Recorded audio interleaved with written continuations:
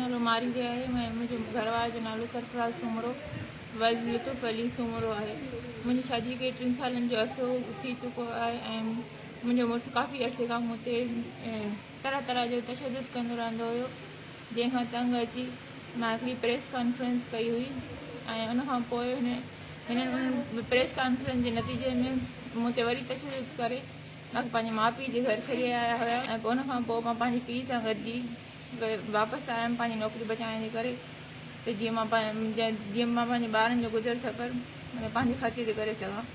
ऐं उनखां पोइ हिननि जॾहिं मां गोज़ार वॾा में आयमि पुरुष ऐं मुंहिंजी ॾेर ऐं मुंहिंजे वालिद खे मूंखे धमकी ॾियणु लॻा त जॾहिं असां मना कयोसि त पोइ तव्हां वरी छो छोकिरी हिते आया आहियो ऐं असां नौकिरी करणु तव्हांखे न ॾींदासीं। पोइ सॼे स्टाफ गॾिजी मुंहिंजी मदद कई ऐं मां हिते हिते मतिलबु किराए जे घर में रहणु लॻसि।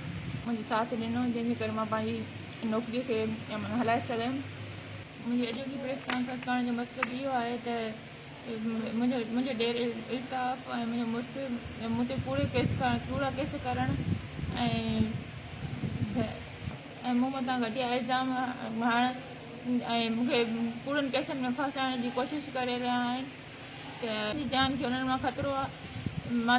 मां अपील थी कयां त मूंखे तहफ़ुज़ ॾिनो वञे ऐं मूंखे मुंहिंजे ॿारनि खे ऐं स्टाफ खे कंहिं बि क़िस्म जो नुक़सानु पहुतो त उनजा ज़िम्मेवार सरफराज़, इल्ताफ़, अवेस ऐं इल्ताफ़ जा ॿिया सभई पुट हूंदा। मुंहिंजी तरफ़ां मूंखे कंहिं क़िस्म जो तहफ़ुज़ न ॾिनो आहे ऐं उन्हनि खे मां दरख़्वास्त बि कई हुई त मुंहिंजी सिचुएशन जी सॼी उन्हनि खे ख़बर हुई।